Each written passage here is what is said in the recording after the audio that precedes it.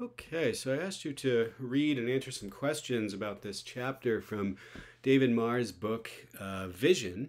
And so I'll start talking about that in these videos. We'll finish it up in live class on Thursday. But let's start again with one of the conclusions from our paper by Liz Spelke that we talked about last time.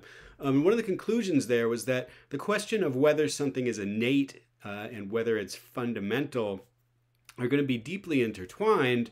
And this is, according to Spelke, for evolutionary reasons, right? So if early knowledge encompasses environmental constraints that are not obvious from a child's sensory experience, while it fails to encompass more obvious constraints, then this knowledge is not likely to have been shaped by the child's sensory experience. In other words, this is an argument against empiricist approaches to whatever we're studying where this dynamic comes up. And if those constraints are very reliable, then it seems plausible, right, that they could have evolved in the conditions under which early humans lived, or perhaps mammals, or, whatever biological background is going to be relevant to these mechanisms, right? So we expect extremely fundamental aspects that shape our perceptual representations or cognitive representations. Some of them might well have arisen during biological evolution and might therefore be innate, right? Whereas less fundamental things are going to be less likely to be innate. So it's clear that even very young infants have some pretty elaborate systems of implicit knowledge in place, right? We saw that for object recognition and for reasoning about spatial layouts and how objects behave. And as Spelke puts it, this means that even very young infants are drawing on information in order to perform inferences or actions on their environment. But I want to take a step back here for a minute to something even more fundamental that we briefly talked about in the sort of overview of big ideas here. In order for these kinds of things to work, there has to be some way for the information in question to persist over time. That is, there has to be a way of representing information in the mind in order for it to be used in specific processes. And it's really separating these two ideas, right? Representing information in a way that persists over time versus actually deploying that information in a specific process or behavior. This is really what Marr's chapter is about. And it's a super important distinction, not just for vision, which is what he's eventually going to be writing about, but for all of cognitive science, right? And we're going to slowly make an approach to language using this kind of framework. So here's what Marr says about representations and computing and information processing.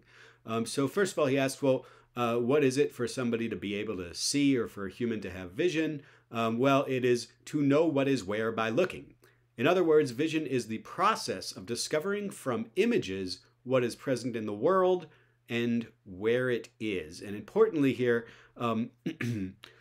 implicit in this, well, actually explicit, I mean, he talks about this a fair bit, you would think of vision as being more or less veridical, right? So like things exist out there in the world and your eyes discover them. Like what could be more straightforward than that? But actually it's super, super complicated. And the reason why is that the world is three-dimensional. I think we all have some experience with that.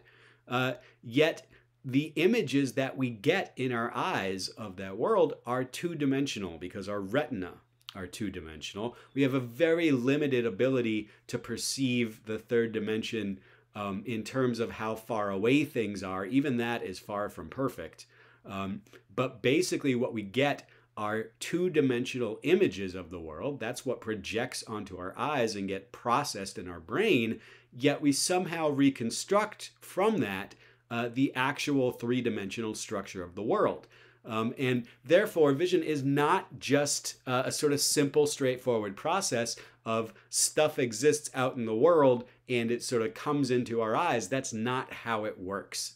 The light reflecting off of objects in our world comes in an extremely impoverished form, and we're going to have to perform some kind of processing on that input in order to turn it into an actual way of storing temporally persistent information about the structure of that three-dimensional world. It's going to be complicated. Right? Vision is therefore, according to Marr, an information processing task, but we can't think of it as just a process. For if we're capable of knowing what is where in the world, our brains must somehow be capable of representing this information.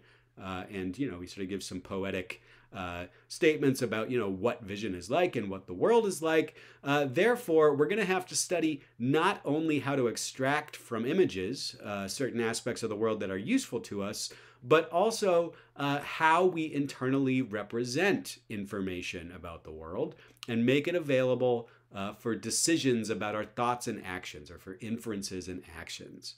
Right? So this is what he's fundamentally talking about with regard to vision. Now, we're not going to get into all the details of the visual theory that he develops here. It's super interesting, but also complicated and involves lots of domain knowledge that I'm not going to even try to introduce. But what I want you to notice here is the overarching framework, because that's been hugely influential outside of just visual perception. Here's how Marr talks about representations. A representation is a formal system for making explicit certain entities or types of information, together with a specification of how the system does this. And I'll call the result of using a representation to describe a given entity a description of the entity in that representation. And this relates back very much to what we were doing in the first week, where I had this extremely sort of long section on information processing. And we talked about choosing a random winner out of 8 people for some kind of reward. And we went through a lot of different ways of doing that. And that's because I wanted to introduce this idea that a representation is some sort of system for tying a series of contrasts, or a way of making explicit certain entities, or I would say even contrast between entities or types of information, along with a specification of how the system does this. So we saw in those examples with choosing a random person for a reward, we had to make up some conventions for how different kinds of outcomes of whatever process we're using are going to represent specific people in the classroom, right? There's a both things are necessary. You need the information processing part of it, the choosing of a random number, I guess, or a random other thing, and a way of assigning those outcomes to different actual people in the real world, in the external system that you're trying to describe. Right? This is very much in the spirit of this Marr approach to representations and information processing. Okay. So I'm going to briefly introduce what he says about levels of description here, and then I'll cut out in a separate video to go into detail about it. Here's what Marr says about these levels of description that are going to be maybe our most important takeaway from this reading. The fundamental point is that in order to understand a device that performs an information processing task, one needs many different kinds of explanations. It plays a prominent role because one of the keystones of this book is the realization that we've had to be more careful about what constitutes an explanation than has been necessary in other recent scientific developments. For the subject of vision, there is no single equation or view that explains everything. Each problem has to be addressed from several points of view. As a problem in representing information, as a computation capable of deriving that representation, and as a problem in the architecture of a computer capable of carrying out both things quickly and reliably. So for vision here, what he's basically saying is that, just looking at the visual areas of the brain is not going to give us a satisfying view of how human vision works. You need to know something about the external world that's being seen. Just studying the external world, of course, is equally well not going to tell us how humans deal or navigate that external world.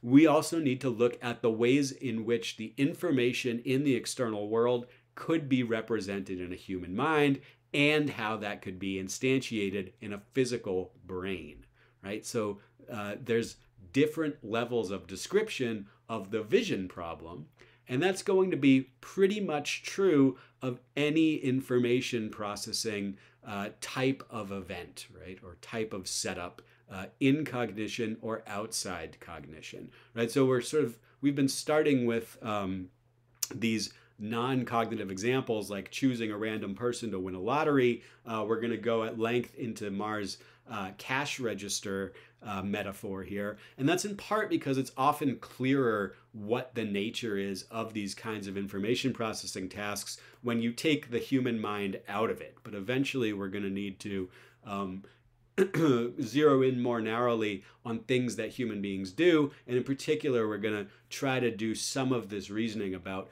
language and language-related processes.